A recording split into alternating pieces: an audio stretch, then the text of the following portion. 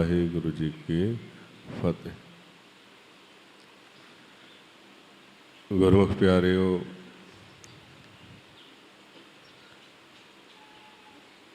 महाराज सच्चे पातशाह सतगुरु श्री गुरु ग्रंथ साहिब जी की पावन पवित्र शरण विच संगत रूप विच एकत्र होए हाँ।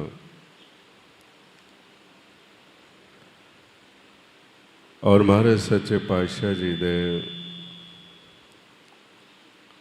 हुक्म के अनुसार आप चलण की कोशिश कर रहे हैं, क्योंकि जो निरंकार का परमात्मा का संदेश है,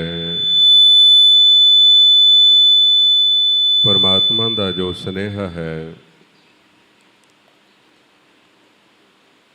वो सानू गुरबाणी के रूप दे विच दिता जा रहा है, समझाया जा रहा है। जिस हुण सानू सारिਆਂ ਨੂੰ ये मौका मिलिया, ये मानस जन्म बख्शिश होया है।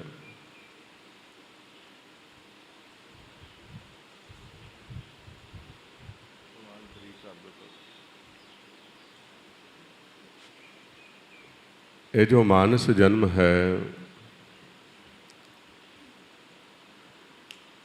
पर ते सानू महाराज सच्चे पातशाह समझाउंदे ने, अस्थावर जंगम कीट पतंगा अनक जन्म किए बौरंगा। ऐसे घर हम बहुत बसाए जब हम राम गर्भ होया है। इस मानस जन्म तक पहुँचद्या पहुँचद्या लम्मा सफ़र तय किया है। ये मौका मिल गया, मानस जन्म बख्शिश होया, जिस नूं 84 लाख तो सब तो वध ज्ञान, सब तो वध अकल और उस अकल का इस्तेमाल करने वास्ते कला सानू बख्शिश की गई। जिन्हां गुरमुखा भगतां ने इस मानस जामे दे विच आके लाहा लिया, उन्होंने इस जन्म के कंपैरिजन दूसरे आकारां नूं देखिया जिन्हां जूनां दे विचों हो के आए सी, ते उन्हां दी तुलना करदे होया इस नूं सब तो उत्तम जूनी ऐलानिया ते हुक्म कीता, 184 जून सबाई मानस को प्रभ दी वडाई। इस पौड़ी ते जो नर चूके आए जाए दुख पाएगा। ये जिहड़ा मौका मिलिया ये 84 लाख तो उत्तम है। होर ना जिहड़े आकार ने, होर जिहड़ियां जूनियां ने, उन्हां दे कोल ना तो इन्ना ज्ञान है, ना इन्ना समा है, और ना ही उस अकल नूं वरतन वास्ते कला है, जिस दे फलस्वरूप वो अपने जीवन तो जीउंदे ने पर उहदा लाहा नहीं खटदे, हार जाते हैं। जैसा हुण एक दुनियावी तौर पर आपां देखदे भी हर एक जीव जिहड़ा अपने फील्ड दे विच कोई ना कोई पॉइंट अचीव करता है, हर तरह की पढ़ाई है, तो जिस पढ़ाई दे विच उस नूं कोई सफलता मिल जाती है तो फिर वो दूसरिਆਂ नूं दसदा है ਆਪਣੇ ਬੱਚਿਆਂ ਨੂੰ, ਆਪਣੇ ਅੰਗਲੀ ਸੰਗਲੀ ਨੂੰ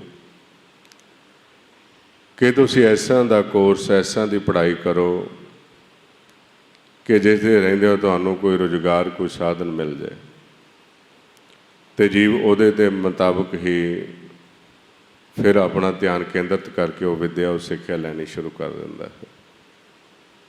ਅਤੇ ਤੁਸੀਂ ਦੇਖਦੇ ਹੀ ਹੋ ਦੁਨਿਆਵੀ ਤੌਰ 'ਤੇ ਉਹ ਸਫਲ ਹੁੰਦੇ ਨੇ, ਕਾਮਯਾਬ ਹੁੰਦੇ ਨੇ। ਇਸੇ ਤਰ੍ਹਾਂ ਹੀ ਇਹ ਜਿਹੜੇ ਮਾਨਸ ਜਨਮ ਦੇ ਵਿੱਚ ਅਸੀਂ ਆਏ ਹਾਂ, ਇਸ ਮਾਨਸ ਜਨਮ ਦਾ ਲਾਹਾ ਹੈ ਪਰਮਾਤਮਾ ਦੇ ਨਾਲ, ਨਿਰੰਕਾਰ ਦੇ ਨਾਲ ਜੁੜਨਾ। ਇਹ ਸਾਨੂੰ ਮੌਕਾ ਮਿਲ ਗਿਆ ਹੈ। ਹੁਣ ਆਪਾਂ ਮਾਨਸ ਜਨਮ ਵਿੱਚ ਬੈਠੇ ਹਾਂ, ਇਸ ਕਰਕੇ ਇਹ ਆਪਾਂ ਵਿਚਾਰ ਇੱਕ ਦੂਸਰੇ ਨਾਲ ਕਰ ਰਹੇ ਹਾਂ। ਹੁਣ ਜਦੋਂ ਗੁਰਮੁਖਾਂ ਨੇ ਇਹਦੇ ਵਿੱਚੋਂ ਲਾਹਾ ਖੱਟਿਆ, ਮਾਨਸ ਜਨਮ ਦੇ ਵਿੱਚ ਆ ਕੇ ਪਰਮਾਤਮਾ ਨਾਲ ਜੁੜੇ, ਅਤੇ ਉਹਨਾਂ ਨੇ ਕਿਹਾ ਵੀ ਦੂਸਰਿਆਂ ਨੂੰ ਵੀ ਦੱਸਣਾ ਚਾਹੀਦਾ ਹੈ ਕਿ ਇਹਨਾਂ ਦੇ ਕੋਲ ਵੀ ਮਨੁੱਖਾ ਜਨਮ ਹੈ, ਕਿਉਂਕਿ ਜੋਤ ਤਾਂ ਇੱਕ ਹੀ ਹੈ।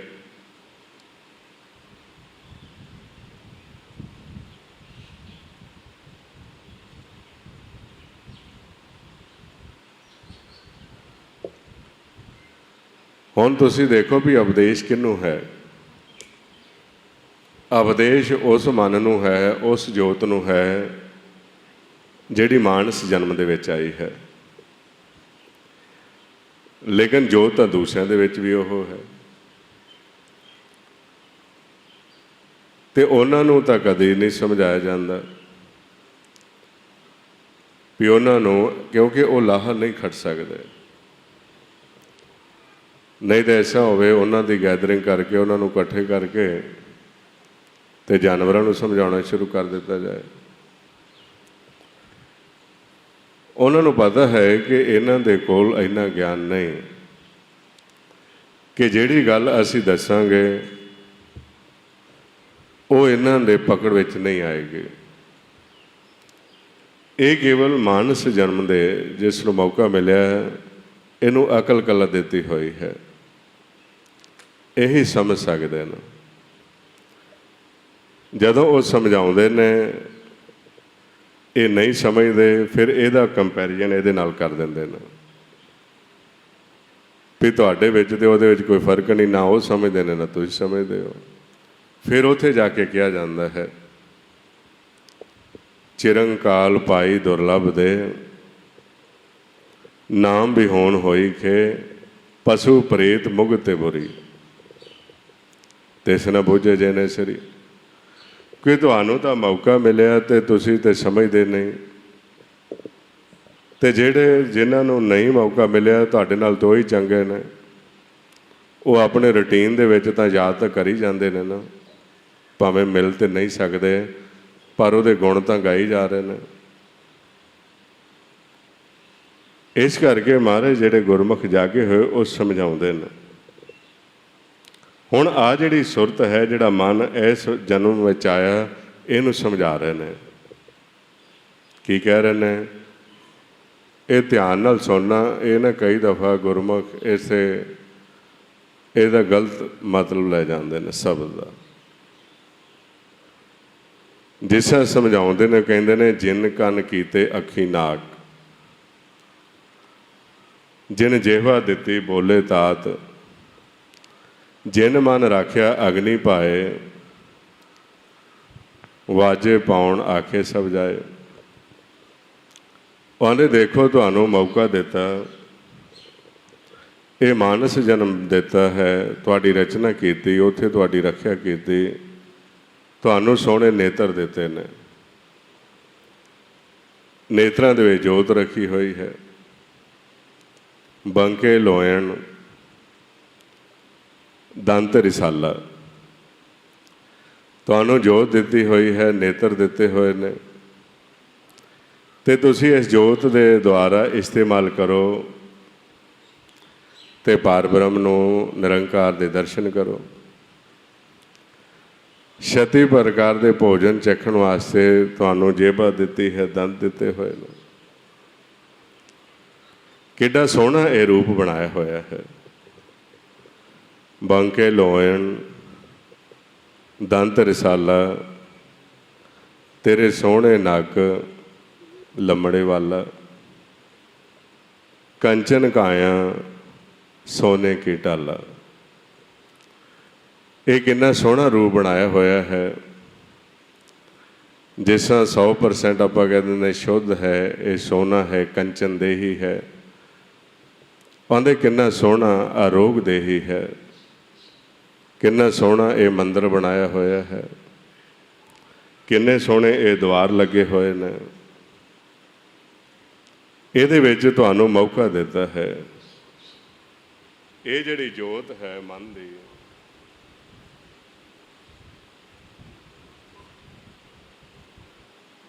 ਪਰਮਾਤਮਾ ਸਵਾਸ ਦੇ ਰਿਹਾ ਹੈ।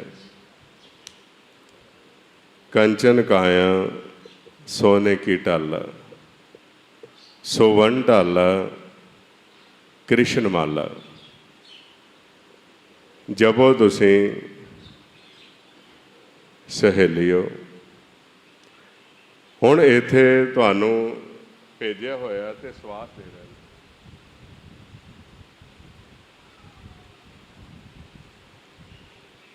ਇਹ ਸਵਾਸ ਕੌਣ ਦੇ ਰਿਹਾ ਹੈ ਸਾਰਿਆਂ ਨੂੰ? ਹਾਂਜੀ, ਸਾਰੇ ਜਣੇ ਦੱਸ ਸਕਦੇ ਹੋ ਤੁਸੀਂ? ਪਤਾ ਤੁਹਾਨੂੰ ਸਾਰਿਆਂ ਨੂੰ ਕੌਣ ਦੇ ਰਿਹਾ ਹੈ? ਪਰਮਾਤਮਾ। ਇੱਥੇ ਪਰਮਾਤਮਾ ਨੂੰ, ਨਿਰੰਕਾਰ ਨੂੰ ਕ੍ਰਿਸ਼ਨ ਕਹਿ ਦਿੱਤਾ ਹੈ। ਜਿਹੜਾ ਨੰਦਨ ਦਾ ਪੁੱਤਰ ਹੈ ਦੇਵਕੀ, ਉਹਨੂੰ ਕ੍ਰਿਸ਼ਨ ਨੇ ਕਿਹਾ। ਇੱਥੇ ਮਾਰੇ ਸੱਚੇ ਪਾਤਸ਼ਾਹ ਗੁਰਬਾਣੀ ਵੀ ਦੱਸਿਆ ਨੇ, ਏ ਕ੍ਰਿਸ਼ਨੰ ਸਰਬ ਦੇਵਾ, ਦੇਵ ਦੇਵਾ ਤਾਂ ਆਤਮਾ। ਜਿਹੜਾ ਅਸਲ ਨਿਰੰਕਾਰ ਹੈ ਪਰਮਾਤਮਾ, ਉਹ ਕ੍ਰਿਸ਼ਨ ਹੈ ਅਸਲ, ਜੋ ਕਿਸੇ ਤੋਂ ਪੈਦਾ ਨਹੀਂ ਹੁੰਦਾ। ਨਿਰੰਕਾਰ ਦੀ ਜੋਤ ਅੰਦਰ ਵਸ ਰਹੀ ਹੈ, ਜਿਹਨੂੰ ਆਤਮਾ ਰਾਮ ਕਹਿੰਦੇ ਹਾਂ। ਹੁਣ ਆ ਜਿਹੜੇ ਸਵਾਸ ਚੱਲ ਰਹੇ ਨੇ, ਇਹ ਸਾਰਿਆਂ ਨੂੰ ਨਿਰੰਕਾਰ ਦੇ ਰਿਹਾ ਹੈ, ਪਰਮਾਤਮਾ ਦੇ ਰਿਹਾ ਹੈ। ਇਹ ਜਿਹੜੀ ਸੋਨੇ ਵਰਗੀ ਦੇਹੀ ਹੈ, ਕੰਚਨ ਕਾਇਆ ਹੈ, ਇਹ ਸਵਾਸਾਂ ਦੇ ਆਸਰੇ ਚੱਲਦੀ ਪਈ ਹੈ। ਸਵਰਨ ਢਾਲਾ ਕ੍ਰਿਸ਼ਨ ਮਾਲਾ। ਇਹ ਜਿਹੜੇ ਸਵਾਸ ਨੇ, ਇਹਨਾਂ ਨੂੰ ਮਾਲਾ ਕਹਿ ਦਿੱਤਾ। ਇਹ ਮਾਲਾ ਦੇ ਵਿੱਚ ਮਣਕੇ ਪਰੋਏ ਹੋਏ ਨੇ, ਪਾਉਣ ਦੇ ਵਿੱਚ ਇਹ ਤੱਤ ਪਰੋਏ ਹੋਏ ਨੇ। ਏਕੇ ਸੂਤ ਪਰੋਏ ਮਣੀਏ, ਗੰਠੜੀ ਭਿੰਨ ਭਿੰਨ ਭਿੰਨ ਭਿੰਨ ਤਣੀਏ, ਫਿਰਤੀ ਮਾਲਾ ਬਹੁਬਿਧ ਭਾਏ, ਜਾਂ ਖਿੱਚਿਆ ਸੂਤ ਤਾਂ ਆਈ ਥਾਂ। ਇਹ ਸਵਾਸ ਪਰਮਾਤਮਾ ਦੇ ਰਿਹਾ ਹੈ। ਕਹਿੰਦੇ ਕਿੰਨਾ ਸੋਨੇ ਵਰਗੀ ਦੇਹੀ ਤੁਹਾਨੂੰ ਮਿਲੀ ਹੈ, ਕਿੰਨੀਆਂ ਸੋਹਣੀਆਂ ਅੱਖਾਂ ਨੇ, ਕਿੰਨਾ ਸੋਹਣਾ ਨੱਕ ਹੈ, ਇਹ ਕਿੰਨੇ ਸੋਹਣੇ ਕੇਸ ਨੇ, ਇਹ ਕਿੱਡੀ ਸੋਹਣੀ ਮੂਰਤ ਤਿਆਰ ਕੀਤੀ ਹੋਈ ਹੈ ਉਸਨੇ, ਤੇ ਵਿੱਚ ਜੋਤ ਰੱਖੀ ਹੋਈ ਹੈ, ਉਤੋਂ ਸਵਾਸ ਦੇ ਰਿਹਾ ਹੈ। ਤੇ ਤੁਸੀਂ ਇਹਦੇ ਵਿੱਚ ਬਹਿ ਕੇ ਉਹਦੀ ਉਸਤਤ ਨਹੀਂ ਕਰ ਸਕਦੇ, ਉਹਦਾ ਨਾਮ ਨਹੀਂ ਜਪ ਸਕਦੇ, ਉਹਦੀ ਆਰਾਧਨਾ ਨਹੀਂ ਕਰ ਸਕਦੇ। ਉਹਦੀ ਆਰਾਧਨਾ ਕਰੋ, ਉਹਦਾ ਸਿਮਰਨ ਕਰੋ। ਤੇ ਜੇ ਤੁਸੀਂ ਸਿਮਰਨ ਕਰੋਗੇ ਤੇ ਕੀ ਹੋਏਗਾ? ਸੋਵਨ ਢਾਲਾ ਕ੍ਰਿਸ਼ਨ ਮਾਲਾ, ਜਪੋ ਤੁਸੀਂ ਸਹੇਲਿਓ। ਜਮ ਦੁਆਰ ਨਾ ਹੋਏ ਖੜੀਆਂ, ਸਿੱਖ ਸੁਣੋ ਮਹੇਲਿਓ। ਜਿੰਨੀ ਦੇਰ ਤੱਕ ਸਵਾਸ ਚੱਲਦੇ ਨੇ, ਤੇ ਸਵਾਸਾਂ ਦੇ ਵਿੱਚ ਜੇ ਤੁਸੀਂ ਉਸ ਪਰਮਾਤਮਾ ਦਾ, ਨਿਰੰਕਾਰ ਦਾ ਸਿਮਰਨ ਕਰੋਗੀਆਂ, ਇਸ ਸੁਰਤੀ ਨੂੰ ਕਹਿੰਦੇ ਨੇ, ਤੇ ਤੁਹਾਨੂੰ ਜਮਾਂ ਦੇ ਦਰ 'ਤੇ ਨਹੀਂ ਜਾਣਾ ਪਏਗਾ। ਜਮ ਦੁਆਰ ਨਾ ਹੋਏ ਖੜੀਆਂ। ਤੁਸੀਂ ਨਾਮ ਜਪੋਗੇ, ਤੁਹਾਡਾ ਪਿਆਰ ਸਵਾਸ ਦੇਣ ਵਾਲੇ ਦੇ ਨਾਲ ਪੈ ਜਾਏਗਾ। ਉਹੀ ਸਾਰੀ ਰਚਨਾ ਕਰਨ ਵਾਲਾ ਹੈ, ਤੇ ਤੁਹਾਨੂੰ ਜਮਾਂ ਦੇ ਦਰ 'ਤੇ ਨਹੀਂ ਜਾਣਾ ਪਏਗਾ। ਇਹ ਮੇਰੀ ਸਿੱਖਿਆ ਹੈ, ਇਹ ਤੁਸੀਂ ਧਿਆਨ ਦੇ ਨਾਲ ਸੁਣੋ। ਜਮ ਦੁਆਰ ਨਾ ਹੋਏ ਖੜੀਆਂ, ਸਿੱਖ ਸੁਣੋ ਮਹੇਲਿਓ। ਕਿੱਡਾ ਸੋਹਣਾ ਤੇ ਇਹ ਤੁਹਾਨੂੰ ਮੌਕਾ ਦਿੱਤਾ, ਤੁਸੀਂ ਇਹਦੇ ਵਿੱਚ ਨਾਮ ਜਪੋ। ਤੇ ਜੇ ਇਸੇ ਤਰ੍ਹਾਂ ਹੀ ਨਾਮ ਜਪਦੇ ਰਹੋਗੇ ਤੇ ਜੇ ਥੋੜ੍ਹਾ ਬਹੁਤ ਤੁਹਾਡੀਆਂ ਅੱਖਾਂ ਦੇ ਅੱਗੇ ਜਾਲਾ ਲੱਗਾ ਹੋਇਆ ਹੈ, ਇਹ ਕੰਨਾਂ ਦੇ ਉੱਪਰ ਜਾਲ ਕਾਲ ਦਾ ਪਿਆ ਹੋਇਆ ਹੈ, ਇਹ ਰਸਨਾ 'ਤੇ ਪਿਆ ਹੋਇਆ ਹੈ, ਇਹ ਉਤਰ ਜਾਏਗਾ।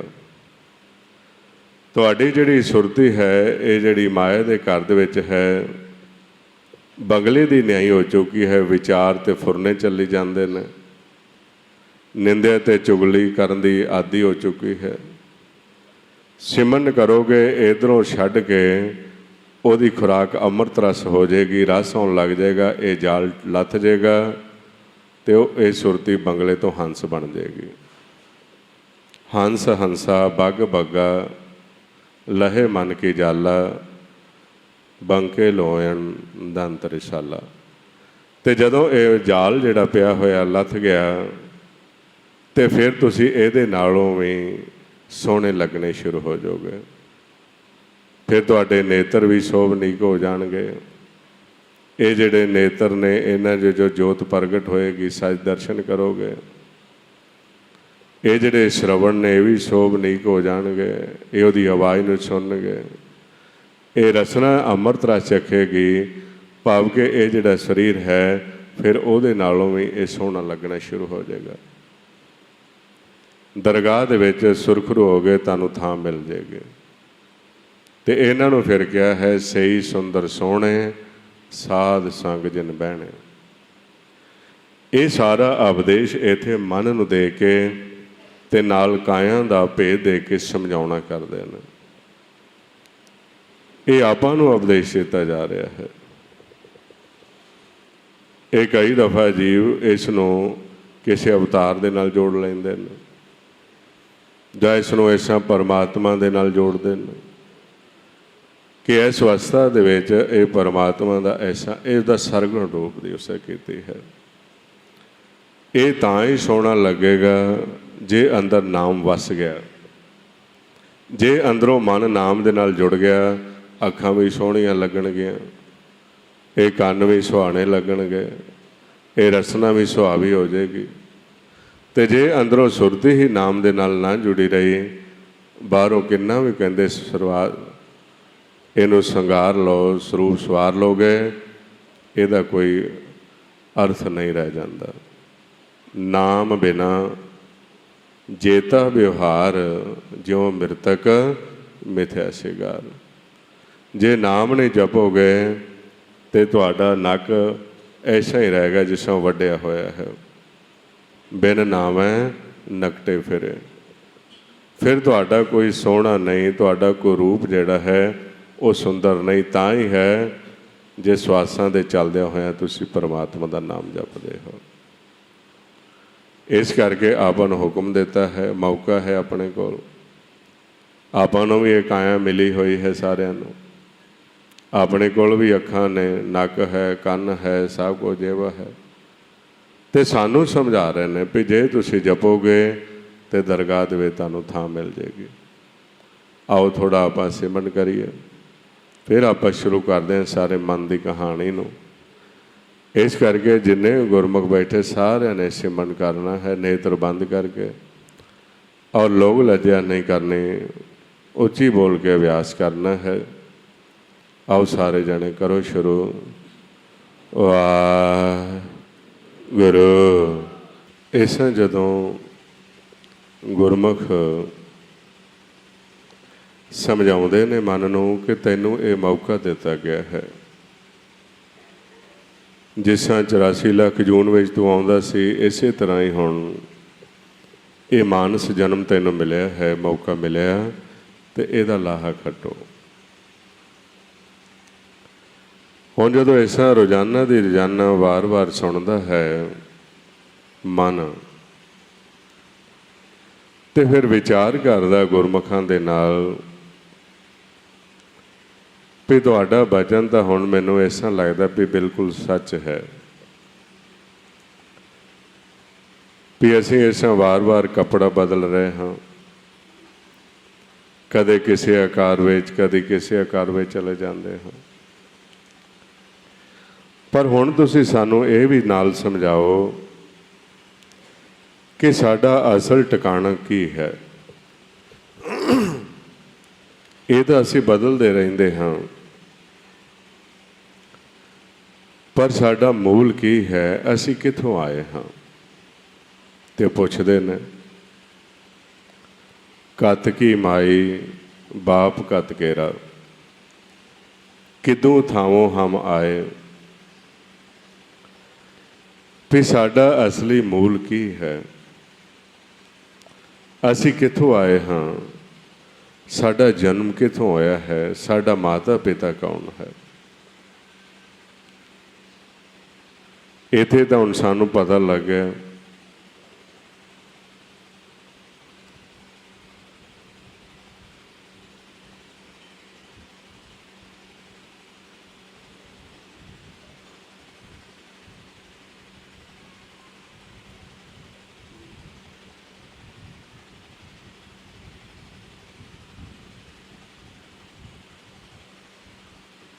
कि जिथे असीं विचरदे ये माया का घर है। इत्थे जो भी साडा रिश्ता है सारा झूठा है, ये सारा संजोग पाउण द्वारा है। जदों असीं पाउण दे संपर्क विच आउंदे हां ते साडा इस लोक दे नाल संजोग हुंदा है। इस नूं माया दा लोक कहिंदे ने। ਇਹਦੇ ਵਿੱਚ सारा ही जो देख रहे हैं नाशवान है, मिथ्या है, ये खत्म हो जाने वाला है। ये तो हुण सानूं भेद लग रहा। हुण साडा असली मूल की है, ਇਹਦੇ बारे भी समझाओ। ते जिहड़े गुरमुख मिले हुए ने उन्होंने आपां नूं समझाउणा शुरू किया कि साडा सारिਆਂ ਦਾ माता पिता, साडा मूल एक है, निरंकार, जिथों साडा जन्म होया है। सारिਆਂ ਦਾ वो इलाका है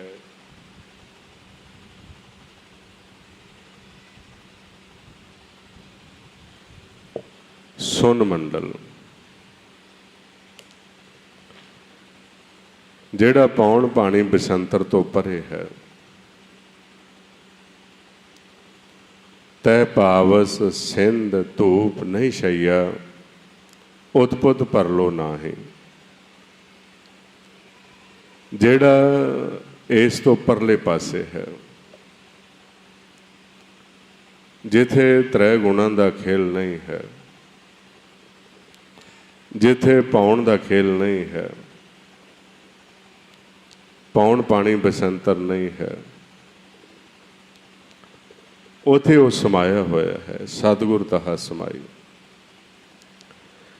ते उस उथे ही साडा जन्म होया है। सारिਆਂ ਦਾ असी उथों दे रहन वाले हाँ। उस इलाके नूं कहिंदे ने सुन मंडल। ये हुण विचार के गुरमुखां ने दस्या, कहण लगे सतगुर ते पाए विचारा, सुन समाद सच्चे करबारा। नानक निर्मल नाद शब्द धुन, सच रामे नाम समाइंदा। असी सारे ही ज्यों ही सच दे विचों शब्द प्रगट होया,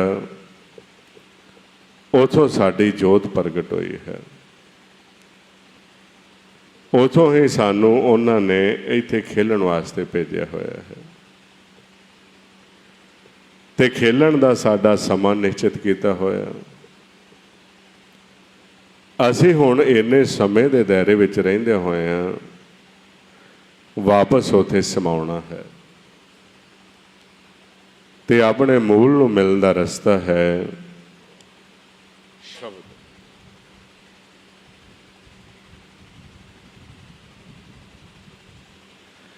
जिस शब्द द्वारा तुहानूं भेजिया गया है, उस ही शब्द द्वारा तुसीं उन्हां दी पहचान करके उहदे विच समा सकदे हो। फिर इस मन नूं वो सारी कहानी सुणाउंदे ने कि असीं सारे इत्थों दे रहण वाले हाँ, आ अपना घर है सुन। सुन दे विचों सानूं इधर भेजिया गया है खेलण वास्ते। साडा माता पिता है निरंकार परमात्मा, अपना मूल सारियां दा एक ही है। हर जी माता हर जी पिता, ते तुसीं उस मूल दी पछाण करनी है। उस वास्ते ये जोत तुहाडे कोल है। अपने मूल दी पछाण करो। ते समझाया, मन तू जोत स्वरूप है, अपना मूल पछाण। कि तुसीं मूल दी पछाण करनी अपने दी, जिथों तुसीं पैदा होए हो सारे। लेकिन ये जिहड़ा मन है,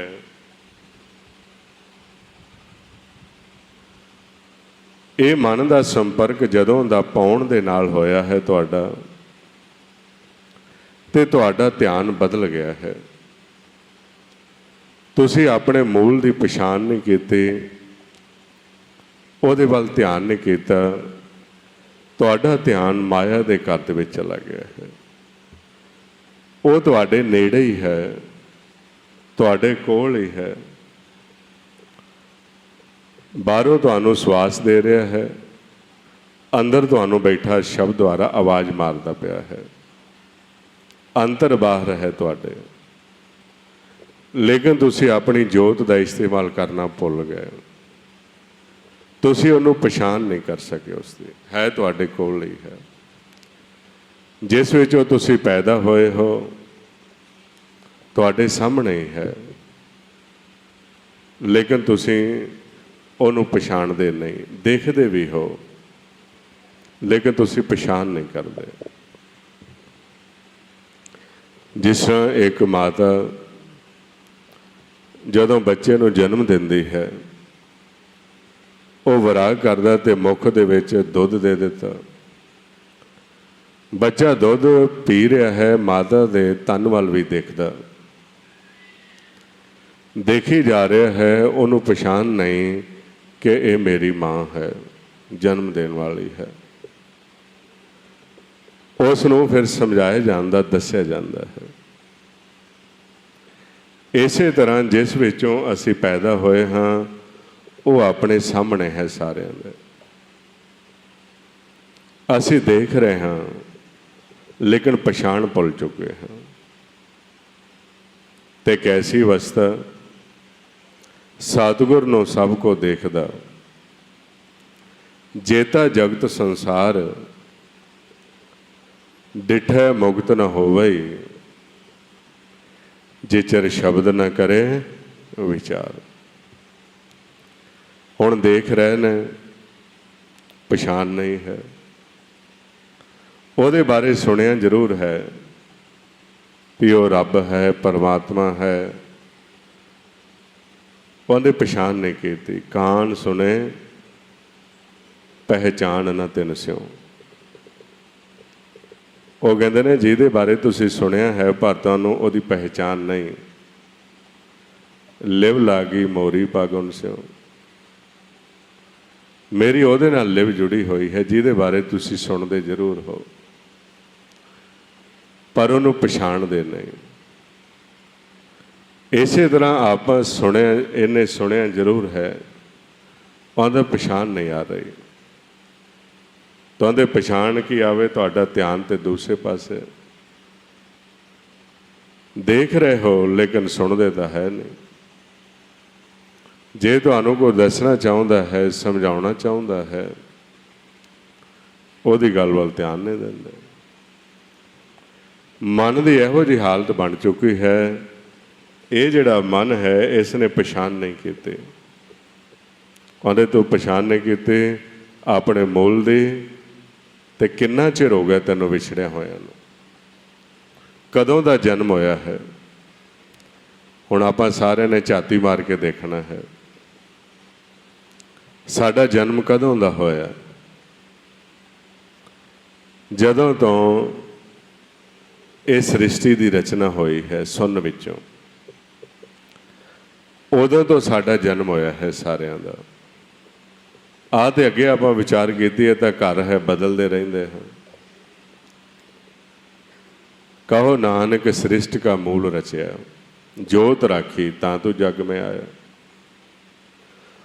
ਹੁਣ ਕਿੰਨਾ ਚਿਰ ਹੋ ਗਿਆ, 4 ਯੁੱਗ ਹੋ ਗਏ ਨੇ ਇਹ ਚੌਂਕੜੀ ਦਾ ਖੇਲ ਚੱਲਦਾ, ਤੇ ਖੇਲਦਿਆਂ ਖੇਲਦਿਆਂ ਇਹ ਹੁਣ ਕਲਾ ਦਾ ਯੁੱਗ ਆ ਗਿਆ।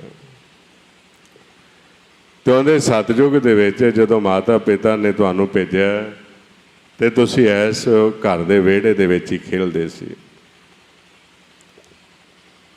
ਜਿਸ ਤਰ੍ਹਾਂ ਬੱਚਾ ਛੋਟਾ ਹੋਵੇ ਤੇ ਉਹ ਮਾਂ ਪਿਓ ਬਾਹਰ ਜਾਣ ਲੱਗੇ ਦਰਵਾਜ਼ਾ ਬੰਦ ਕਰ ਦਿੰਦੇ ਨੇ ਵੀ ਵਿਹੜੇ ਦੇ ਵਿੱਚ ਹੀ ਰਹੇ। ਉਹਨਾਂ ਨੇ ਇੱਧਰੋਂ ਬੰਦ ਕੀਤਾ ਸੀ, ਤੁਸੀਂ ਘਰ ਦੇ ਵਿੱਚ ਹੀ ਇੱਥੇ ਵਿਹੜੇ ਦੇ ਵਿੱਚ ਖੇਲੀ ਜਾਂਦੇ ਸੀ। ਹੌਲੀ ਹੌਲੀ ਥੋੜ੍ਹੇ ਵੱਡੇ ਹੋ ਗਏ, ਕਰਮ 'ਤੇ ਜਾਣ ਲੱਗੇ। ਕਰਮ ਦੀ ਜਾਣਕਾਰੀ ਹੋਈ, ਦਰਵਾਜ਼ਾ ਖੋਲ੍ਹ ਕੇ ਬਾਹਰ ਚਲੇ ਗਏ। ਬਾਹਰ ਤੁਹਾਡਾ ਨਾਂ ਰੱਖਿਆ ਗਿਆ, ਕੋਈ ਆਪਣੀ ਪਛਾਣ ਹੋ ਗਈ, ਮਾਂ ਪਿਓ ਦਾ ਨਾਂ ਭੁੱਲਦੇ ਗਏ, ਕਰਮ ਨਾਲ ਜੁੜਦੇ ਗਏ। ਹੌਲੀ ਹੌਲੀ ਕਰਮ ਦੇ ਧਿਆਨ ਦੇ ਵਿੱਚ ਇੰਨਾ ਦੂਰ ਚਲੇ ਗਏ ਕਿ ਵਾਪਸ ਹੀ ਨਹੀਂ ਆਏ, ਪਿਛੋਕੜ ਭੁੱਲ ਗਏ ਆਪਣਾ। ਤੇ ਅੱਜ ਦੀ ਅਵਸਥਾ ਕੀ ਬਣ ਚੁੱਕੀ ਹੈ? ਉਹ ਆਂਦੇ ਨੇ ਕਲਯੁਗ ਮੇਂ ਪ੍ਰੇਤ ਜਿਨ ਰਾਮ ਨਾ ਪਛਾਤਾ। ਇਹ ਹੁਣ ਕਲਯੁਗ ਦੇ ਸਮੇਂ ਮਨ ਇੰਨਾ ਦੂਰ ਚਲਾ ਗਿਆ, ਇਸ ਨੇ ਪਹਿਚਾਨ ਨਹੀਂ ਕੀਤੀ। ਕਿਹਦੀ ਪਹਿਚਾਨ ਨਹੀਂ ਕੀਤੀ? ਨਿਰੰਕਾਰ ਦੀ, ਪਰਮਾਤਮਾ ਦੀ, ਸੱਚ ਦੀ, ਜਿਹਦੇ ਵਿੱਚੋਂ ਇਹ ਪੈਦਾ ਹੋਇਆ। ਉਹਦੀ ਪਛਾਣ ਭੁੱਲ ਗਿਆ, ਉਹਦੇ ਨਾਲ ਮਿਲਾਪ ਨਹੀਂ ਕੀਤਾ। ਤੇ ਇਹਨੂੰ ਕੀ ਨਾਂ ਦਿੱਤਾ ਗਿਆ? ਜਿਸ ਹੁਣ ਦੁਨਿਆਵੀ ਤੌਰ 'ਤੇ ਬੱਚਾ ਛੋਟਾ ਹੈ, ਸਾਰੇ ਪਿਆਰ ਕਰਦੇ ਨੇ, ਚੁੱਕਦੇ ਨੇ, ਥੋੜ੍ਹਾ ਜਿਹਾ ਬਾਹਰ ਚਲਾ ਜਾਂਦਾ ਹੈ, ਫਿਰ ਹੌਲੀ ਹੌਲੀ ਇਹੋ ਜਿਹੇ ਥਾਂ 'ਤੇ ਚਲਾ ਜਾਏ ਜਿੱਥੇ ਮਾਂ ਪਿਓ ਦੇ ਉਲਟ ਕੰਮ ਕਰਨਾ ਸ਼ੁਰੂ ਕਰ ਦੇ। ਤੇ ਫਿਰ ਆਲੇ ਦੁਆਲੇ ਲੋਕ ਨੇ ਉਹ ਕਹਿਣਗੇ ਵੀ ਇਹਨੇ ਤਾਂ ਆਪਣੇ ਮਾਤਾ ਪਿਤਾ ਦੇ ਉਲਟ ਜਾ ਰਿਹਾ ਹੈ, ਇਹ ਹੁਕਮ ਦੇ ਵਿੱਚ ਨਹੀਂ ਹੈ। ਤੇ ਉਸ ਨੂੰ ਫਿਰ ਸਮਾਜ ਵੀ ਜਿਹੜਾ ਹੈ ਧਰਕਾਰਦਾ ਹੈ। ਇਸੇ ਤਰ੍ਹਾਂ ਜਿਹੜੇ ਬ੍ਰਹਮ ਦੀ ਭਾਸ਼ਾ ਦੇ ਵਿੱਚ ਗੁਰਮੁਖ ਦੇਖਦੇ ਨੇ ਇਹ ਸੂਖਮ ਦਾ ਖੇਲ। ਆਉਂਦੇ ਨੇ ਜੇ ਇੱਥੇ ਨਹੀਂ ਵਸਦਾ, ਜੇ ਤਾਂ ਇੱਥੇ ਵਸਦਾ ਇਹਨੂੰ ਪਰਮਹੰਸ ਕਹਿੰਦੇ ਅਸੀਂ, ਜਿਸ ਤਰ੍ਹਾਂ ਸ਼ੁਰੂ ਦੇ ਵਿੱਚ ਵਸ ਰਿਹਾ ਸੀ। ਲੇਕਿਨ ਇਹ ਇੱਥੋਂ ਛੱਡ ਕੇ ਤੇ ਚਲਾ ਗਿਆ ਤੇ ਕੀ ਹਾਲਾਤ ਬਣ ਗਏ ਇਸਦੇ? ਇਹ ਪ੍ਰੇਤ ਬਣ ਗਿਆ ਹੈ ਤਾਂ ਪਰਮਾਤਮਾ ਦਾ ਹੀ ਬੱਚਾ, ਲੇਕਿਨ ਪ੍ਰੇਤ ਹੈ ਅਸੀਂ ਨਿਰੰਕਾਰ ਦੇ ਹੀ ਬੱਚੇ ਹਾਂ। ਤੇ ਕੱਲੀ ਅੰਦਰ ਨਾਨਕਾ ਜਿਨ੍ਹਾਂ ਦਾ ਅਵਤਾਰ, ਪੁੱਤ ਜਨੂਰਾ ਧੀ ਜਨੂਰੀ, ਜੋਰੂ ਜਿਨ੍ਹਾਂ ਦਾ ਸਿਕਦਾਰ। 1 2 4 ਨਹੀਂ, ਇਹ ਜਿੰਨੇ ਵੀ ਆਉਂਦੇ ਨੇ ਸਾਰੇ ਹੀ ਆਈਨਾ ਭੁੱਲ ਗਏ ਨੇ, ਆਂਦੇ ਭੂਤ ਪ੍ਰੇਤ ਹੀ ਬਣ ਗਏ ਨੇ ਸਾਰੇ।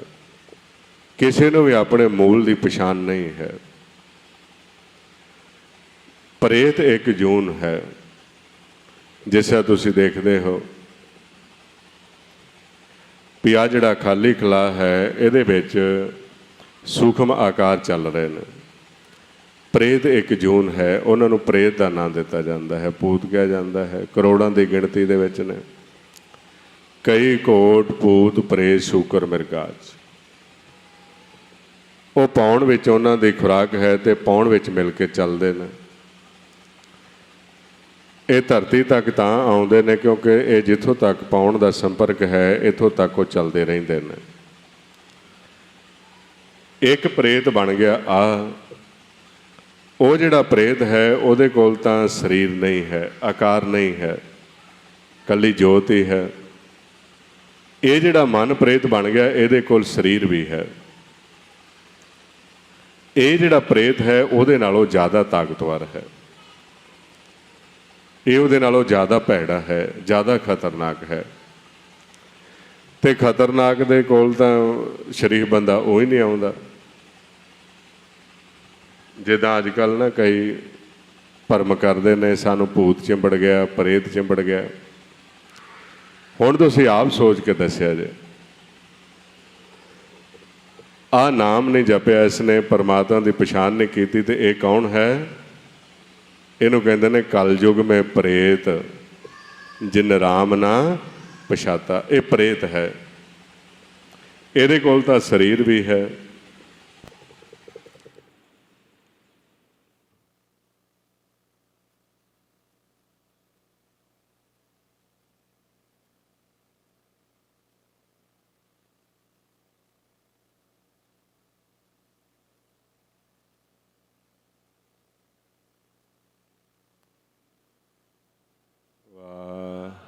ਗੁਰੂ ਵਾਹਿਗੁਰੂ ਜੀ ਕਾ ਖਾਲਸਾ, ਵਾਹਿਗੁਰੂ ਜੀ ਕੀ ਫਤਿਹ।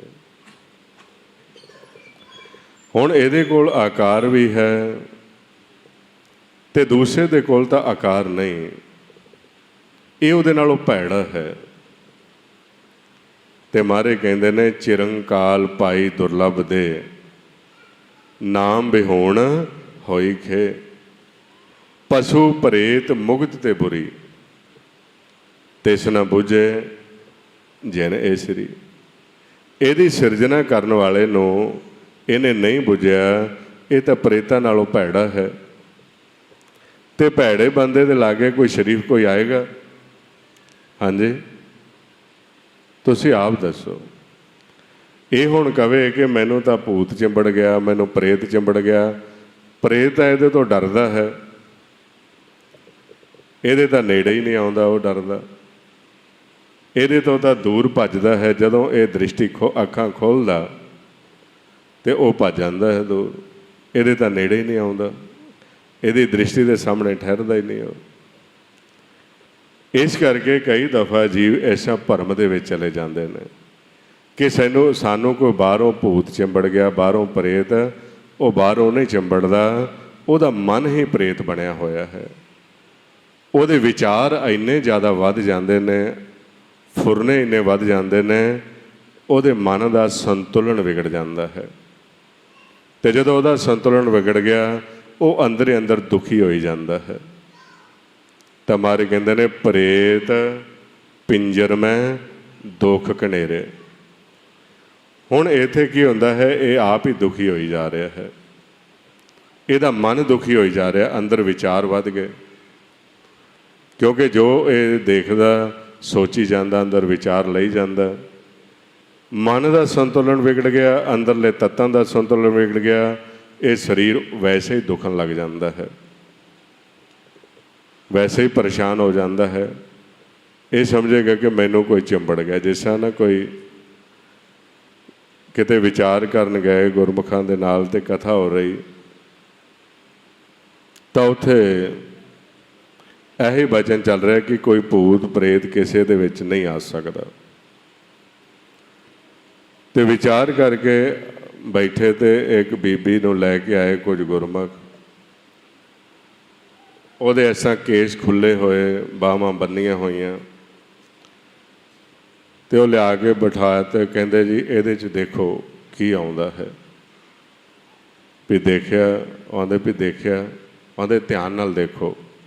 ਆਉਂਦੇ ਵੀ ਦੇਖ ਤਾਂ ਲਿਆ, ਪਹਿਲਾਂ ਇਹਦੀਆਂ ਬਾਹਾਂ ਖੋਲ੍ਹੋ, ਜੂੜਾ ਕਰੋ ਸਿਰ 'ਤੇ, ਉਹਦੇ ਚੁੰਨੀ ਰੱਖੀ। ਆਉਂਦੇ ਵੀ ਇਹਦੇ ਵਿੱਚ ਕੋਈ ਛੈ ਹੈ। ਅਤੇ ਉਹਨਾਂ ਨੂੰ ਸਮਝਾਇਆ ਵੀ ਨਹੀਂ, ਇਹਦੇ ਵਿੱਚ ਕੁਝ ਨਹੀਂ ਆਉਂਦਾ। ਉਹ ਮੰਨਣ ਨਾ ਵੀ ਤੁਸੀਂ ਕਹਿੰਦੇ ਹੋ ਕੁਝ ਆਉਂਦਾ ਨਹੀਂ। ਇਹ ਵੇਖੋ ਕਿਸ ਤਰ੍ਹਾਂ ਅਸੀਂ ਇਹਨੂੰ ਕਿਤੇ ਲੈ ਕੇ ਗਏ ਬਾਬੇ ਦੇ, ਉੱਥੇ ਨੇ ਇਸ ਤਰ੍ਹਾਂ ਦੱਸਿਆ ਕਿ ਮੇਰੇ 'ਚ ਆਉਂਦਾ। ਉਹ ਫਿਰ ਉਹਨੂੰ ਬੇਟੀ ਨੂੰ ਪੁੱਛਿਆ ਵੀ ਤੁਸੀਂ ਆਪ ਦੱਸੋ ਕੀ ਗੱਲ ਹੈ। ਅਤੇ ਉਹ ਦੱਸਣ ਲੱਗੀ, ਕਹਿੰਦੇ ਵੀ ਮੈਂ ਨਾ ਮੇਰਾ ਪੇਕਾ ਪਰਿਵਾਰ ਜਿਹੜਾ ਨਾ ਉਹ ਬੜਾ ਗਰੀਬ ਆ। ਅਤੇ ਮੇਰੇ ਭਰਾਵਾਂ ਨੇ ਮੇਰਾ ਵਿਆਹ ਕੀਤਾ ਅਤੇ ਮੈਨੂੰ ਕਹਿਣ ਲੱਗੇ ਵੀ ਜੋ ਤੈਨੂੰ ਹੁਣ ਅਸੀਂ ਦੇ ਦਿੱਤਾ ਸੋ ਸਾਡੇ ਕੋਲ ਸੀ, ਇਹ ਤੋਂ ਵੱਧ ਹੁਣ ਅਸੀਂ ਕੁਝ ਨਹੀਂ ਕਰ ਸਕਦੇ। ਤੇ ਤੂੰ ਉੱਥੇ ਹਰ ਇੱਕ ਹੁਕਮ ਮੰਨਣਾ ਤੇ ਤੇਰਾ ਲਾਮਾ ਨਹੀਂ ਆਉਣਾ ਚਾਹੀਦਾ ਕੋਈ। ਵੀ ਨਾ ਹੋਵੇ ਵੀ ਉੱਥੇ ਕੋਈ ਗੱਲਬਾਤ ਹੋ ਜਾਏ ਤੇ ਅਸੀਂ ਮਗਰੋਂ ਨਜਿੱਠ ਨਹੀਂ ਸਕਦੇ। ਉਹਨੇ ਉਹਨਾਂ ਦੀ ਗੱਲ ਪੱਲੇ ਬੰਨ੍ਹ ਲਈ। ਉਹ ਆ ਗਈ ਅਗਲੇ ਘਰ, ਨਵੇਂ ਘਰ। ਤੇ ਹੁਣ ਇੱਥੇ ਜੋ ਨਵਾਂ ਆਉਂਦਾ ਬੱਚਾ ਕਿਹੜੀ ਸੁਭਾਅ ਨਹੀਂ ਮਿਲਦਾ। ਉੱਥੇ ਸੁਭਾਅ ਵੱਖਰਾ ਸੀ। ਉਹਨੇ ਚੁੱਪ ਰਹਿਣਾ ਵਿਚਾਰੀ ਨੇ। ਜਿਹੜਾ ਉਹਨੂੰ ਕੰਮ ਕਹਿਣਾ ਉਹ ਆਂਦੀ ਮੈਨੂੰ ਮੈਂ ਕਰੀ ਜਾਣਾ। ਜੇ ਮੈਨੂੰ ਕਹਿਣਾ ਪੱਠੇ ਕੁਤਰਦੇ ਮੈਂ ਪੱਠੇ ਕੁਤਰ ਦੇਣੇ। ਜੇ ਉਹਨੇ ਕਹਿਣਾ ਡੰਗਰਾਂ ਨੂੰ ਪਾ ਦੇ ਮੈਂ ਡੰਗਰਾਂ ਨੂੰ ਪਾ ਦੇਣੇ। ਝਾੜੂ ਕਰ ਦੇਣਾ, ਗੋਹਾ ਸੁੱਟਦਾ, ਜੋ ਵੀ ਮੈਨੂੰ ਉਹਨਾਂ ਨੇ ਕਹਿਣਾ ਮੈਂ 7 ਵਜਨ ਕਰਕੇ ਤੇ ਸਾਰਾ ਦਿਨ ਲੱਗੀ ਰਹਿਣਾ। ਵੀ ਮੈਂ ਜੇ ਉਹਨਾਂ ਨੂੰ ਕੁਝ ਬੋਲਣਾ ਹੀ ਨਾ, ਕੋਈ ਜਵਾਬ ਹੀ ਨਾ ਦੇਣਾ, ਹਾਂ ਨਾ ਦਾ ਕੁਝ ਵੀ। ਆਂਦੇ ਇਸ ਤਰ੍ਹਾਂ ਨਾ ਇੱਕ ਦਿਨ ਮੈਂ ਬਾਹਰ ਕੰਮ ਕਰਦੀ ਤੇ ਕੋਈ ਗੁਆਂਢਣ ਆਈ ਤੇ ਉਹ ਮੇਰੀ ਸੱਸ ਨਾਲ ਗੱਲਾਂ ਕਰੇ ਵੀ ਇਹ ਤੁਹਾਡੀ ਨਹੁੰ ਤਾਂ ਕੁਝ ਬੋਲਦੀ ਨਹੀਂ, ਇਹ ਤਾਂ ਚੁੱਪ ਹੀ ਰਹਿੰਦੀ ਆ, ਇਹਨੂੰ ਕਿਤੇ ਕੁਝ ਹੋਇਆ ਤਾਂ ਨਹੀਂ, ਕਿਤੇ ਕੁਝ ਇਹਨੂੰ ਕੋਈ ਚੰਬੜਿਆ ਤਾਂ ਨਹੀਂ। ਆਂਦੇ ਮੈਂ ਸੁਣ ਲਿਆ। ਤੇ ਮੈਂ ਕਿਹਾ ਵੀ ਇਹ ਹੋਰ ਪਾਸੇ ਗੱਲ ਲੈ ਚੱਲੇ। ਫਿਰ ਕਹਿੰਦੇ ਜਦੋਂ ਉਹਨਾਂ ਨੇ ਕੋਈ ਮੈਨੂੰ ਗੱਲ ਕਹਿਣੀ ਤਾਂ ਮੈਂ ਅੱਗੋਂ ਮਾੜਾ ਮੋਟਾ ਜਵਾਬ ਦੇ ਦਿਆ ਕਰਨਾ ਵੀ ਨਹੀਂ ਮੇਰੇ ਤੋਂ ਨਹੀਂ ਹੁੰਦਾ, ਤੁਸੀਂ ਕਰ ਲਓ, ਤੁਸੀਂ ਕਰ ਲਓ। ਤੇ ਆਂਦੇ ਉਹਨਾਂ ਨੇ ਕਿਹਾ ਵੀ ਵਾਕਿਆ ਹੀ ਇਹਦੇ 'ਚ ਹੁਣ ਕੋਈ ਭੂਤ ਆ ਗਿਆ। ਅੱਗੇ ਤਾਂ ਬੋਲਦੀ ਨਹੀਂ ਸੀ ਤੇ ਹੁਣ ਇਹ ਅੱਗੇ ਸਾਡੇ ਬੋਲਣ ਲੱਗ ਗਈ, ਜਵਾਬ ਦੇਣ ਲੱਗ ਗਈ। ਆਂਦੇ ਮੈਨੂੰ ਇਹਨਾਂ ਨੇ ਫੜਿਆ ਤੇ ਕਿਸੇ ਦੇ ਕੋਲ ਲੈ ਗਏ, ਬਾਬੇ ਦੇ ਕੋਲ। ਤੇ ਉਹਨੇ ਮੈਨੂੰ ਪੁੱਛਿਆ ਨਹੀਂ, ਗਿੱਛਿਆ ਨਹੀਂ।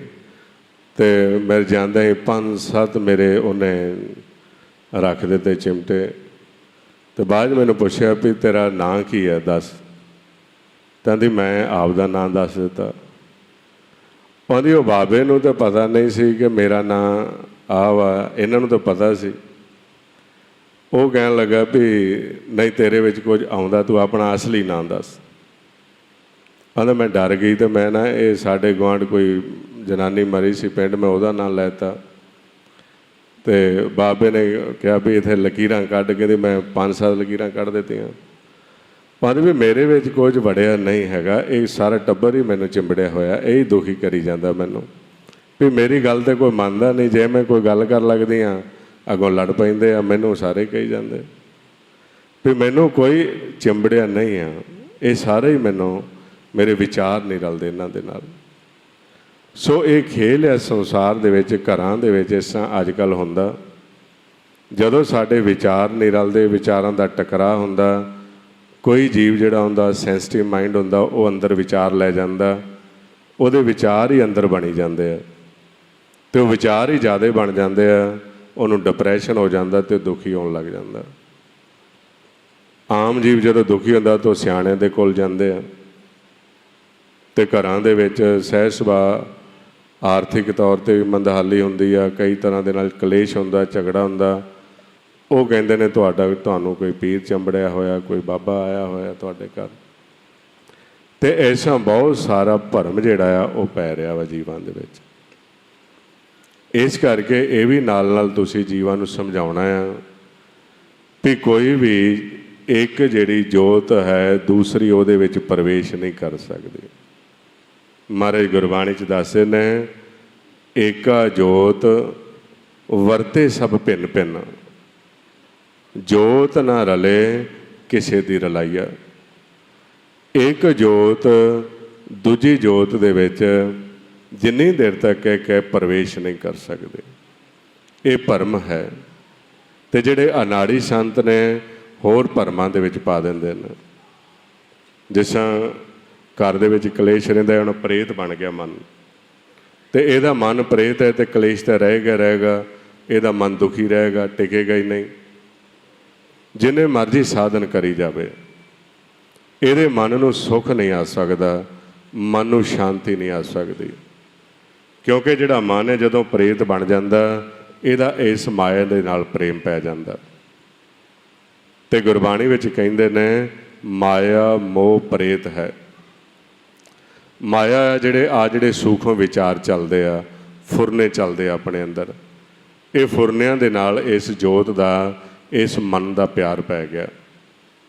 ਉਹ ਫੁਰਨਿਆਂ ਤੇ ਵਿਚਾਰਾਂ ਤੇ ਸੈਂਸੇ ਚਿੰਤਾਵਾਂ ਦੇ ਵਿੱਚ ਇਹ ਦੌੜਦਾ ਤੇ ਭੱਜਦਾ ਰਹਿੰਦਾ। ਉਸ ਨੂੰ ਗੁਰਬਾਣੀ 'ਚ ਕਹਿੰਦੇ ਨੇ ਧਾਤ ਦਾ ਰਸਤਾ। ਉਹ ਜਿਹੜਾ ਮਨ ਵਿਚਾਰਾਂ ਤੇ ਫੁਰਨਿਆਂ ਵਿੱਚ ਚੱਲ ਪਿਆ, ਉਹ ਧਾਤ ਦੇ ਰਸਤੇ ਤੇ ਚੱਲ ਪਿਆ। ਤੇ ਜਿਹੜਾ ਧਾਤ ਦੇ ਰਸਤੇ ਚੱਲ ਗਿਆ, ਉਹਨੂੰ ਫਿਰ ਜਮ ਦੁਖੀ ਕਰਨ ਲੱਗ ਜਾਂਦੇ ਆ। ਤੇ ਦੁਖੀ ਕਿਵੇਂ ਕਰਦੇ ਆ? ਮਰ ਕਹਿੰਦੇ ਮਾਇਆ ਮੋਹ ਪ੍ਰੇਤ ਹੈ, ਕਾਮ ਕ੍ਰੋਧ ਹੰਕਾਰਾ, ਇਹ ਜਮ ਕੀ ਸਰਕਾਰ ਹੈ, ਇਹਨਾਂ ਉੱਪਰ ਜਮ ਕਾ ਡੰਡ ਕਰਾਰਾ। ਮਨ ਮੁਖ, ਇਹਦਾ ਮੁੱਖ ਹੁਣ ਮਾਇਆ ਵਾਲੇ ਪਾਸੇ, ਇਹਨੂੰ ਮਨਮੁਖ ਕਹਿ ਦਿੱਤਾ। ਮਨਮੁਖ ਜਮ ਮੱਗ ਪਾਇਨ, ਇਹਨਾਂ ਨੂੰ ਜਮਾਂ ਨੇ ਆਪਣੇ ਨਾਲ ਤੋਰ ਲਿਆ। ਕਾਮ ਕ੍ਰੋਧ ਤੇ ਹੰਕਾਰ ਨੇ, ਜਿਨ੍ਹਾਂ ਦੂਜਾ ਪਾਓ ਪਿਆਰਾ, ਜੰਮਪੁਰ ਬਦੇ ਮਾਰੀਏ। ਹੁਣ ਇਹਨੂੰ ਜਮਾਂ ਦੇ ਮਾਰਗ ਤੇ ਤੋਰ ਕੇ ਦੁਖੀ ਕਰਦੇ। ਦੁਖੀ ਕਿਵੇਂ ਕਰਦੇ ਨੇ? ਇਹਦੇ ਅੰਦਰ ਕੋਈ ਤ੍ਰਿਸ਼ਨਾ ਪੈਦਾ ਕਰ ਦਿੱਤੀ, ਕੋਈ ਲਹਿਰ ਪੈਦਾ ਕਰ ਦਿੱਤੀ। ਉਹ ਚੀਜ਼ ਇਹਨੂੰ ਮਿਲ ਨਹੀਂ ਸਕਦੀ, ਇਹ ਉਹਦੀ ਪ੍ਰਾਪਤੀ ਵਾਸਤੇ ਦੁਖੀ ਹੋਈ ਜਾਂਦਾ। ਇਹਦੇ ਅੰਦਰ ਕੋਈ ਲਹਿਰ ਪੈਦਾ ਹੋ ਗਈ, ਇਸ ਨੇ ਕੋਈ ਦੇਖ ਲਿਆ, ਇਹ ਕਹੇ ਵੀ ਇਹ ਚੀਜ਼ ਮੈਨੂੰ ਮਿਲਣੀ ਚਾਹੀਦੀ, ਇਹਨੂੰ ਮਿਲ ਨਹੀਂ ਸਕਦੀ, ਇਹ ਦੁਖੀ ਹੋ ਰਿਹਾ। ਸੈਂਸਿਆਂ ਵਿੱਚ ਚਿੰਤਾ ਪੈ ਗਈ, ਫਿਕਰ ਪੈ ਗਏ, ਤ੍ਰਿਸ਼ਨਾ ਦੀ ਲਹਿਰ ਆ ਗਈ, ਇਹ ਦੁਖੀ ਹੋਣ ਲੱਗ ਪਿਆ। ਇਹਨੂੰ ਮਾਰੇ ਫਿਰ ਬਾਣੀ 'ਚ ਕਹਿੰਦੇ ਦੂਜੇ ਪਾਏ ਦੁੱਖ ਹੋਏ। ਇਹ ਹੁਣ ਇਹਨੂੰ ਕੋਈ ਮਾਰਦਾ ਕੁੱਟਦਾ ਥੋੜ੍ਹੀ ਆ। ਇਹ ਸਵੇਰੇ ਜਦੋਂ ਉੱਠਦਾ ਵਾ, ਇਹਨੂੰ ਤੁਸੀਂ ਕਿਤੇ ਆਵਾਜ਼ ਹੀ ਮਾਰ ਲਓ ਵੀ ਪਾਣੀ ਦਾ ਗਲਾਸ ਫੜਾ, ਇਹ ਐਂ ਬੋਲੇਗਾ ਕਿ ਜਿਸ ਤਰ੍ਹਾਂ ਪਤਾ ਨਹੀਂ ਅੰਦਰ ਕੀ ਇਹਦੇ ਫਿੱਟ ਕੀਤਾ ਹੋਇਆ। ਅੰਦਰੋਂ ਦੁਖੀ ਕਰੀ ਜਾਂਦੇ ਇਸ ਨੂੰ। ਪੰਜ ਚੋਰ ਜਿਹੜੇ ਨੇ ਦੁਖੀ ਕਰਦੇ ਨੇ। ਕਲਪਨਾ ਇਹਦੇ ਅੰਦਰ ਇੰਨੀ ਜ਼ਿਆਦਾ ਲੱਗੀ ਰਹਿੰਦੀ ਹਰ ਵਕਤ। ਇਹਨੂੰ ਕਹਿੰਦੇ ਨੇ ਦੂਜੇ ਪਾਏ ਦੁੱਖ ਹੋਏ। ਦੁੱਖ ਕੋਈ ਇਹ ਨਹੀਂ ਵੀ ਇਹਨੂੰ ਕੋਈ ਸੱਟ ਲੱਗ ਗਈ ਆ ਜਾਂ ਇਹਨੂੰ ਕੋਈ ਨੁਕਸਾਨ ਹੋ ਗਿਆ, ਨਹੀਂ।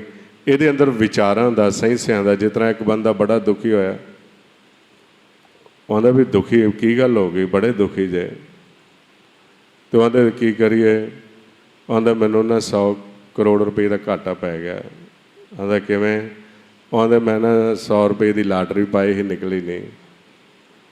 ਹੁਣ ਉਹ ਇਹ ਕੋਈ ਦੁੱਖ, ਉਹਨੂੰ ਘਾਟਾ ਕਿੱਥੇ ਪਿਆ? ਕਿਉਂਕਿ ਉਹਨੇ ਸੋਚ ਹੀ ਜ਼ਿਆਦਾ ਲਿਆ ਵੀ ਮੇਰੀ ਸ਼ਾਇਦ ਨਿਕਲ ਜਾਏਗੀ। ਉਹਦੇ ਮੁਤਾਬਕ ਉਹਨੇ ਕਈ ਵਿਚਾਰ ਹੋਰ ਬਣਾ ਲਏ, ਉਹ ਨਹੀਂ ਨਿਕਲੀ, ਦੁਖੀ ਹੋਈ ਜਾ ਰਿਹਾ। ਉਹ ਦੁਖੀ ਕੌਣ ਕਰਨ ਵਾਲਾ? ਅੰਦਰ ਜਿਨ੍ਹਾਂ ਨੇ ਵਿਚਾਰ ਪੈਦਾ ਕਰ ਦਿੱਤੇ, ਕਲਪਨਾਵਾਂ, ਸੈਂਸੇ, ਚਿੰਤਾ। ਹੁਣ ਕੋਈ ਮਾਰਦਾ ਥੋੜ੍ਹੀ ਕਿਸੇ ਨੂੰ। ਹੁਣ ਬੱਚੇ ਆ, ਬੱਚਿਆਂ ਦੇ ਨਾਲ ਮਾਂ ਪਿਓ ਕਿੰਨਾ ਪਿਆਰ ਕਰਦੇ ਆ, ਅਤੇ ਬੱਚੇ ਕਲਪਦੇ ਰਹਿੰਦੇ ਆਪਣੇ ਮਾਂ ਪਿਓ 'ਤੇ। ਇੱਕ ਦੂਸਰੇ ਦੇ ਨਾਲ ਅਸੀਂ ਲੜਦੇ ਰਹਿੰਦੇ, ਝਗੜਦੇ ਰਹਿੰਦੇ ਹਾਂ। ਕੋਈ ਕਿਸੇ ਨੂੰ ਮਾੜਾ ਥੋੜ੍ਹੀ ਬੋਲਦਾ, ਕੋਈ ਕਿਸੇ ਨੂੰ ਮਾਰਦਾ ਥੋੜ੍ਹੀ ਹੈ। ਅਤੇ ਮਹਾਰਾਜ ਗੁਰਬਾਣੀ 'ਚ ਕਹਿੰਦੇ ਨੇ ਦੂਜੇ ਪਾਏ ਦੁੱਖ ਹੋਏ। ਇਹ ਦੂਸਰੇ ਰਸਤੇ ਚੱਲ ਗਿਆ ਅਤੇ ਦੁਖੀ ਹੋ ਰਿਹਾ। ਦੂਜੇ ਪਾਏ ਦੁੱਖ ਹੋਏ, ਮਨਮੁਖ ਜਮ ਜੋਇਆ ਜੀਓ। ਹੁਣ ਇਸ ਮਨ ਨੂੰ ਦੁਖੀ ਕਰਦੇ ਆ। ਇਸੇ ਤਰ੍ਹਾਂ ਜਦੋਂ ਕਲਪਨਾ ਵੱਧਦੀਆਂ ਜਾਂਦੀਆਂ, ਘਰਾਂ ਦੇ ਵਿੱਚ ਵਿਚਾਰਾਂ ਦਾ ਟਕਰਾਅ, ਆਰਥਿਕ ਮੰਦਹਾਲੀ, ਜਦੋਂ ਪਰਮਾਤਮਾ ਦੇ ਹੁਕਮ ਦੇ ਵਿੱਚ ਰਹਿ ਕੇ ਕਰਮ ਨਹੀਂ ਕਰਨਾ, ਉਹਨਾਂ ਨੇ ਦੁਖੀ ਕਰਨਾ ਵਾ। ਆਰਥਿਕ ਤੌਰ 'ਤੇ ਵੀ ਉਹਨਾਂ ਨੇ ਪਰੇਸ਼ਾਨ ਕਰ ਦੇਣਾ ਵਾ। ਹੁਣ ਇਹ ਮਨਮੁਖ ਹੋ ਗਿਆ, ਆਰਥਿਕ ਤੌਰ 'ਤੇ ਪਰੇਸ਼ਾਨ ਹੋ ਗਿਆ, ਦੁਖੀ ਹੋ ਗਿਆ। ਇਹਨੂੰ ਕਿਤੇ ਘਾਟਾ ਪੈ ਗਿਆ। ਕਿਉਂਕਿ ਜੇ ਆਪਾਂ ਨਾਮ ਜਪ ਕੇ, ਸਿਮਰਨ ਕਰਕੇ ਕੋਈ ਕਰਮ ਕਰਾਂਗੇ, ਉਹਦੇ ਵਿੱਚ ਲਾਹਾ ਮਿਲੇਗਾ, ਉਹਦੇ ਵਿੱਚ ਮਾਲਕ ਆਪ ਖੜ ਜਾਏਗਾ। ਇਹ ਹੁਣ ਇੱਥੇ ਚੱਲਦਾ ਹੈ, ਦੁਖੀ ਹੈ। ਅਤੇ ਮਹਾਰਾਜ ਕਹਿੰਦੇ ਨੇ ਦੁਖੀ ਹੋ ਗਿਆ, ਵਿਚਾਰਾਂ ਟਕਰਾਏ, ਪਰੇਸ਼ਾਨ ਰਹਿੰਦਾ। ਅਤੇ ਇਹੋ ਜਿਹੇ ਹਾਲਾਤ ਨੇ ਪੈਦਾ ਹੋ ਗਏ। ਇਹ ਸਮਝਦਾ ਕਿ ਮੈਨੂੰ ਕਿਸੇ ਨੇ ਕੁਝ ਕੀਤਾ ਹੋਇਆ। ਵਿਚਾਰਾਂ ਦਾ ਅੰਦਰ ਖੇਲ ਚੱਲਦਾ ਅਤੇ ਦੁਖੀ ਹੈ।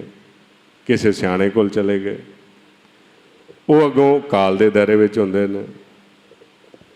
ਉਹ ਕਹਿਣ ਲੱਗੇ ਜੀ ਤੁਹਾਨੂੰ ਘਰ ਦੇ ਵਿੱਚ ਤਾਂ ਨਹੀਂ ਕੁਝ ਫਲਦਾ, ਤੁਹਾਡਾ ਬਜ਼ੁਰਗ ਜਿਹੜਾ ਨਾ ਉਹ ਬੜਾ ਤੰਗ ਆ। ਹੁਣ ਉਹਨੂੰ ਪਤਾ ਸੀ ਕਿ ਬਜ਼ੁਰਗ ਮਰਿਆ, ਇਹਨਾਂ ਦਾ ਪਤਾ ਲੱਗ ਹੀ ਜਾਂਦਾ ਗੱਲਾਂ ਬਾਤਾਂ ਦਾ। ਆਉਂਦੇ ਅੱਛਾ, ਆਉਂਦੇ ਤੁਸੀਂ ਆਪਣੇ ਬਜ਼ੁਰਗ ਨੂੰ ਕਦੀ ਦਿੱਤਾ ਨਹੀਂ ਕੁਝ, ਉਹ ਤਾਂ ਨੰਗਾ ਤੁਰਿਆ ਫਿਰਦਾ, ਉਹ ਤਾਂ ਉੱਥੇ ਭੁੱਖਾ ਹੀ ਤੁਰਿਆ ਫਿਰਦਾ। ਆਉਂਦੇ ਵੀ ਅੱਛਾ ਹੁਣ ਕੀ ਕਰੀਏ? ਆਉਂਦੇ ਵੀ ਉਹਨੂੰ ਭੋਜਨ ਦੇਣਾ ਪਏਗਾ, ਉੱਥੇ ਪਹੁੰਚਾਉਣਾ ਪਏਗਾ, ਕੱਪੜਾ ਇੰਨੇ ਮੀਟਰ ਕੱਪੜਾ ਦਾਨ ਕਰੋ, ਇੰਨਾ ਭੋਜਨ ਛਕਾਓ। ਉਹ ਐਸਾ ਹੀ ਕੋਈ ਗੁਰਮੁਖ ਨੂੰ ਮਿਲੇ ਅਤੇ ਉਹਨੂੰ ਦੱਸਿਆ ਉਹਨੇ ਤੇ ਉਹਨੇ ਅੱਗੇ ਕਿਸੇ ਨਾਲ ਸਲਾਹ ਕਰ ਲਈ, ਉਹਦੇ ਕਿੱਥੋਂ ਆਏ, ਕਿਤੇ ਸਿਆਣੇ ਕੋਲ ਗਏ ਸੀ। ਤੇ ਉਹਨੇ ਕਿਹਾ ਤੁਹਾਡਾ ਬਜ਼ੁਰਗ ਦਾ ਨੰਗਾ ਤੁਰਿਆ ਫਿਰਦਾ ਉੱਥੇ, ਤੇ ਉਹਨੂੰ ਤਾਂ ਕੱਪੜਾ ਭੇਜਣਾ ਉੱਥੇ।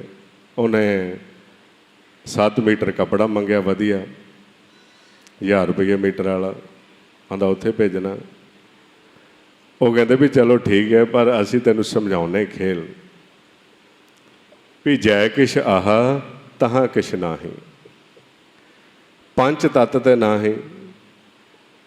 ਵੀ ਜਦੋਂ ਆਪਾਂ ਦੇਹ ਛੱਡ ਜਾਂਦੇ ਹਾਂ ਸਾਰੇ, ਤੇ 2 ਹੀ ਰਸਤੇ ਆ, ਜਾਂ ਤਾਂ ਆਪਾਂ ਸੱਚ ਵਿੱਚ ਸਮਾ ਜਾਂਦੇ ਹਾਂ, ਉੱਥੇ ਸਾਨੂੰ ਕੱਪੜੇ ਦੀ ਲੋੜ ਨਹੀਂ ਰਹਿੰਦੀ, ਤੇ ਜਾਂ ਅਸੀਂ ਕਿਸੇ ਨਾ ਕਿਸੇ ਆਕਾਰ ਵਿੱਚ ਚਲੇ ਜਾਂਦੇ ਹਾਂ।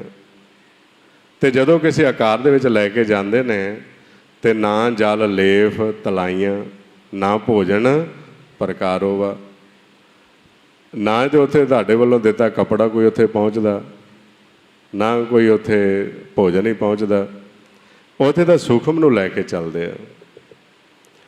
ਤੇ ਜਿੱਥੇ ਆਪਾਂ ਸੱਚ ਵਿੱਚ ਸਮਾ ਜਾਣਾ, ਤੇ ਉੱਥੇ ਤਾਂ ਸਿਵ ਸਲਾਹ ਦਾ ਕੱਪੜਾ, ਨਾਮ ਦਾ ਕੱਪੜਾ, ਉੱਥੇ ਤਾਂ ਇਹ ਉੱਥੇ ਜਾਣਾ ਨਹੀਂ। ਜੈ ਕਿਛ ਆਹ ਤਹਾਂ ਕਿਛ ਨਾਹੀਂ, ਪੰਜ ਤੱਤ ਤੇ ਨਾਹੀਂ। ਜੇ ਸਰੀਰ ਨੇ ਕੱਪੜਾ ਪਹਿਨਣਾ, ਉਹ ਸਰੀਰ ਤਾਂ ਇੱਥੇ ਜਲ ਗਿਆ, ਆਪਾਂ ਸੰਸਕਾਰ ਤਾਂ ਇੱਥੇ ਹੀ ਕਰ ਦਿੰਦੇ ਹਾਂ। ਇਸ ਕਰਕੇ ਉਹ ਕਹਿੰਦੇ ਨੇ ਵੀ ਉੱਥੇ ਨਹੀਂ ਚੱਲਦਾ ਨਾਲ। ਆਂਦੇ ਹੁਣ ਕੀ ਕਰੀਏ?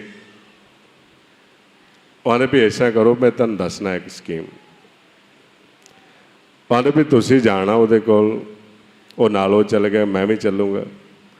ਉਹ ਜਾ ਕੇ ਉਹ ਸਿਆਣੇ ਨੂੰ ਕਹਿਣ ਲੱਗੇ ਵੀ ਠੀਕ ਹੈ, ਵੀ ਬਜ਼ੁਰਗ ਤਾਂ ਇਹਨਾਂ ਦਾ ਮਰਿਆ, ਤੇ ਜੇ ਕੋਈ ਚੀਜ਼ ਦੀ ਲੋੜ ਹੁੰਦੀ ਤਾਂ ਆਪੇ ਇਹਨਾਂ ਕੋਲੋਂ ਮੰਗ ਲੈਂਦਾ, ਤੇ ਇਹਨਾਂ ਦੇ ਨਾਲ ਤਾਂ ਉਹਨੇ ਸੰਪਰਕ ਕੀਤਾ ਨਹੀਂ, ਤੇ ਤੁਹਾਡੇ ਨਾਲ ਉਹਨੇ ਸੰਪਰਕ ਕਰ ਲਿਆ।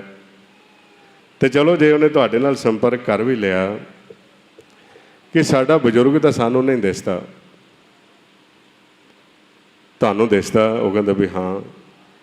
ਉਹਨੇ ਪਰ ਜਿਹੜਾ ਆਹ ਕੱਪੜਾ ਤੁਹਾਨੂੰ ਦਾਨ ਕਰਨ ਲੱਗੇ ਆ ਨਾ, ਇਹ ਸਾਨੂੰ ਵੀ ਦਿਸਦਾ ਵਾ, ਤੁਹਾਨੂੰ ਵੀ ਦਿਸਦਾ? ਕਹਿੰਦਾ ਹਾਂ। ਕਹਿੰਦਾ ਵੀ ਜਦੋਂ ਅਸੀਂ ਕੱਪੜਾ ਤੁਹਾਨੂੰ ਦੇਵਾਂਗੇ, ਤੁਸੀਂ ਬਜ਼ੁਰਗ ਨੂੰ ਦਿਓਗੇ, ਤੇ ਬਜ਼ੁਰਗ ਤਾਂ ਸਾਨੂੰ ਨਹੀਂ ਦਿਸੇਗਾ, ਪਰ ਕੱਪੜਾ ਤਾਂ ਦਿਸੇਗਾ ਨਾ। ਤੇ ਜਦੋਂ ਸਾਡਾ ਬਜ਼ੁਰਗ ਕੱਪੜਾ ਪਾ ਕੇ ਜਾਵੇ, ਇੱਧਰ ਦੀ ਸਾਨੂੰ ਕੱਪੜਾ ਹੀ ਉੱਡਦਾ ਦਿਖਾ ਦਿਓ ਕਿਤੇ, ਵੀ ਅਸੀਂ ਦੂਰੋਂ ਹੀ ਵੇਖ ਲਿਆ ਕਰਾਂਗੇ, ਉਹ ਸਾਡੇ ਬਜ਼ੁਰਗ ਨੇ ਚਿੱਟੇ ਰੰਗ ਦਾ ਕੱਪੜਾ ਪਾਇਆ, ਸਾਨੂੰ ਪਛਾਣ ਆ ਜਾਇਆ ਕਰੇਗੀ। ਉਹ ਹੁੰਦਾ ਵੀ ਇਹ ਕੈਸੀ ਗੱਲ ਬਣ ਗਈ, ਇਹਨਾਂ ਨੂੰ ਕਿਸੇ ਨੇ ਸਿਖਾਇਆ ਲੱਗਦਾ ਕਿੱਦਾਂ ਤੁਹਾਨੂੰ ਹੈਂ। ਹੁਣ ਇੱਥੇ ਕਈ ਦਫਾ ਭਰਮ ਪੈਂਦਾ ਬਹੁਤ ਜ਼ਿਆਦਾ। ਇੱਥੇ ਧਿਆਨ ਦੀ ਅਵਸਥਾ ਵਿੱਚ ਜਾਂਦੇ ਜਾਂਦੇ ਕਈ ਗੁਰਮੁਖ ਭਰਮ ਚੱਲ ਜਾਂਦੇ ਨੇ। ਹੁਣ ਕਈ ਦਫਾ ਦੇਖਣਗੇ, ਅਭਿਆਸ ਕਰਦੇ ਕਰਦੇ ਉਹ ਚਲੇ ਗਏ, ਕਹਿਣਗੇ ਵੀ ਸਾਨੂੰ ਅੱਗੇ ਜਾ ਕੇ ਨਾ ਇੱਥੇ ਗੁਰਮੁਖ ਮਿਲੇ। ਜਿਸ ਤਰ੍ਹਾਂ ਪਿੱਛੇ ਇੱਕ ਚੱਲਿਆ ਸੀ ਪ੍ਰਚਾਰ ਬੜਾ, ਉਹਨੇ ਕਹਿਣਾ ਵੀ ਜਿਹੜਾ ਜਦੋਂ ਅਸੀਂ 10ਵੇਂ ਦੁਆਰ ਵਿੱਚ ਜਾਂਦੇ ਹਾਂ ਨਾ, ਤੇ 10ਵੇਂ ਦੁਆਰ ਨੂੰ ਸੋਨੇ ਦਾ ਦਰਵਾਜ਼ਾ ਲੱਗਾ ਹੋਇਆ, ਤੇ ਜਦੋਂ ਦਰਵਾਜ਼ਾ ਖੁੱਲ੍ਹਦਾ, ਉੱਥੇ ਮਾਰਾ ਪ੍ਰਕਾਸ਼ ਆ, ਸਾਰੇ ਸੰਤ ਭਗਤ ਸਾਧੂ ਬੈਠੇ ਹੋਏ ਨੇ, ਤੇ ਐਸਾ ਦਰਸ਼ਨ ਕਰਦੇ ਪਾਤਸ਼ਾਹ ਬੈਠੇ ਹੋਏ। ਹੁਣ ਜਿਹੜਾ ਆਪਣਾ 10ਵਾਂ ਦੁਆਰ ਹੈ, ਉਹ ਤਾਂ ਸੂਖਮ ਹੈ, ਤੇ ਸਭ ਦੁਆਰਾ ਖੁੱਲ੍ਹਣਾ, ਪਾਉਣ ਦਾ ਦਰਵਾਜ਼ਾ ਲੱਗਾ ਹੋਇਆ ਉੱਥੇ। ਤੇ ਉੱਥੇ ਜਦੋਂ ਆਪਾਂ ਜਾਂਦੇ, ਉੱਥੇ ਕੋਈ ਆਕਾਰ ਨਹੀਂ ਹੈਗਾ ਜਿੱਥੋਂ ਆਪਾਂ ਨਿਕਲਣਾ ਵਾ। ਇਹ ਧਿਆਨ ਰੱਖੋ, ਇਹ ਤੁਹਾਨੂੰ ਬੜੇ ਤਰੀਕੇ ਨਾਲ ਭਰਮ ਦੇ ਵਿੱਚ ਪਾਇਆ ਜਾਏਗਾ। ਤੇ ਮਹਾਰਾਜ ਕੀ ਕਹਿੰਦੇ ਨੇ? ਕਹਿੰਦੇ ਨੇ ਜਿੱਥੋਂ ਆਪਾਂ ਨਿਕਲਣਾ, ਸਭ ਦੁਆਰਾ ਨਿਕਲਣਾ। ਸਤਿਗੁਰ ਹੈ ਬੋਹਿ ਥਾ, ਸ਼ਬਦ ਲਗਾਵਣ ਹਾਰ, ਤਿੱਥੇ ਪਵਨ ਨਾ ਭਾਵ ਕੋ, ਨਾ ਜਲ ਨਾ ਆਕਾਰ, ਤਿੱਥੇ ਸੱਚਾ ਸੱਚ ਨਾ ਹੈ। ਉੱਥੇ ਕੇਵਲ ਸੱਚ ਆ। ਭਵਜਲ ਤਾਰਨਹਾਰ, ਗੁਰਮੁਖ ਲੰਘੇ ਸੇ ਪਾਰ ਪਏ, ਸੱਚੇ ਸੇ ਲਿਵਲਾਏ, ਆਵਾਗਮਨ ਵਾਰਿਆ, ਜੋਤੀ ਜੋਤ ਮਿਲਾਏ। ਆਹ ਮਨ ਦੀ ਜੋਤ ਨੇ ਸਾਜੀ ਜੋਤ ਵਿੱਚ ਮਿਲਣਾ, ਉੱਥੇ ਕੋਈ ਵੀ ਆਕਾਰ ਨਹੀਂ ਹੁੰਦਾ।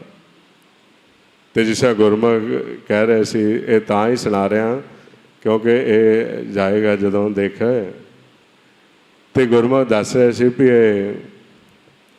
ਵੀ ਜਦੋਂ ਉੱਥੇ ਗਏ, ਉੱਥੇ ਅੱਗਿਓਂ ਗੁਰਮੁਖ ਮਿਲੇ, ਉਹਨਾਂ ਨੇ ਦੱਸਿਆ, ਉਹਨਾਂ ਨੇ ਇਹ ਚਿੱਟਾ झग्गा पजामा पाया है, गातरा पहनिया होया उत्तों दी।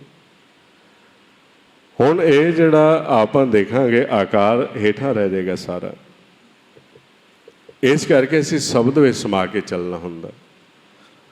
हुण ना भेद होण करके जीव उत्थे आकार नूं लभदा रहेगा भी कोई आकार आए तो आकार तो बदलता रहेगा। जिस हुण पिछले अगे भी आपां कई दफा विचार गए थे भी आकार देखांगे, किसी नूं आपां जवानी विच मिले हुंदे आ, किसी नूं आपां बचपन च मिले हुंदे आ, किसी नूं आपां बड़े, ये आकार तो बदल जाएगा। जिस हुण आपां भी किन्ने लंघ आए भी बचपन से फिर जवानी आ गई, धौले आ गए, तो किहड़े आकार का ध्यान रखोगे उत्थे? उत्थे किहड़े आकार का ध्यान रखोगे भी जवानी वाले का, बचपन वाले का, कि जां बजुर्ग अवस्था दे विच? हुण तुसीं जिन्हों उत्थे मिलना, तुसीं देखिया उन्होंने जवानी विच, पर वो हुण तां बजुर्ग हो चुके होणगे उत्थे, तो फिर उत्थे किस रूप च मिलोगे? इस करके महाराज सच्चे पातशाह कहते ने आपां ओहदा ध्यान धरना वा, आद अनील अनाद अनाहत जुग जुग एको वेश। आदेश तिसे आदेश, आद अनील अनाद अनाहत जुग जुग एको वेश। जिहड़ा जुगां जुगां तो जिहदा रूप नहीं बदलदा, एक ही रूप है जिहदा, ओहदा आपां ध्यान धरना है। जिन्हों पातशाह कहते ने ध्यान धरो तिह को मन में, जे को अमितोज सबे जग छायो। जिहड़ा प्रकाश सारे पासे इको जिहा ही आ, जिहड़ा बदलदा नहीं आ। ਇਹ नहीं भी कल तुसीं होर दर्शन किए, अज वो बदल गया, ਉਹਦਾ रूप ही बदल गया, कल वो बुढ़ा हो जाएगा। पहला बचपन से बच्चा से, जिसे कोई कहता मैं उत्थे देखिया ਉਹਦਾ इस तरह का रूप से, भी इस तरह का ਉਹਦਾ रूप देखते हैं। ਉਹਦਾ एक ही रूप है सृष्टि की रचना तो पहला और सृष्टि चलद्या जो सृष्टि खत्म हो जाती, एक ही रूप ਉਹਦਾ बदलता नहीं है। ਉਹਦੇ ਆਪਾਂ दर्शन करने उत्थे। लेकिन हुण इस भरम दे विच जिहड़ा मन आप प्रेत आ, उन्हें तो पछाण नहीं की। मर कहते कलयुग में प्रेत जिन्हें राम ना पछाता। हुण जिहड़ा आप प्रेत आ उन्हें तो पछाणे नहीं, तो जिन्हें आप नहीं पछाणिया तो वह की दसेगा? तो मर कहते ने विण डिठा क्या सुलाही है, सब अंधो अंध कमाए। भी जिन्नी देर तक आप देखिया ही नहीं तो ਉਹਦੀ ਸਲਾਹਤ किवें? जे पूछे तो की कहांगे, दस ही नहीं सकते। इस करके महाराज सच्चे पातशाह कहन लगे जब देखा तब गावां, तवो जन धीरज पावां, नाद समाए लो रे भेटी ले गुरदेवा। उथे किवें गुरु नूं मिलना, परमात्मा नूं नाद दे विच, नाद समाए लो रे भेटी ले गुरदेवा। जदों नाद विच समा के जाओगे तो फिर उत्थे तुहानूं पछाण होएगी। आओ सारे आपां थोड़ा प्रैक्टिकल करिए। ये मनमुख ने नहीं पछाणिया, ये प्रेत है, आपां हुण पछाण करनी उसकी। तो पछाण करने वास्ते जदों आपां गुरु की शरण विच आउणे आ, वो सानूं सीधा बाहरों पछाण करा दिंदे ने ते नाल भेज दिंदे ने अंदरों जे मिलना तो शब्द द्वारा मिल सकते जे। हुण आपां शब्द विच ध्यान रख के ते जदों ध्यान लावांगे तो जोत प्रगट होएगी। उसनूं बाणी दे विच ब्रह्म जोत कह दिता। इस तरह जदों आपां चांसू नूं सम करके देखांगे, इहनूं अनूप जोत कह दिता। सो आओ आपां नाल नाल दर्शन करिए। जिहड़े गुरमुख दर्शन करते ने प्रकाश दे, उस शब्द विच ध्यान ला के दर्शन करन। जिहड़े सुणदे ने शब्द नूं ओह दर ते बैठन, ते जिहड़े हाले नवें ने वो अपना अभ्यास गुरमंत्र दा जपते रहन। आओ सारे जने करो शुरू। वाह गुरु।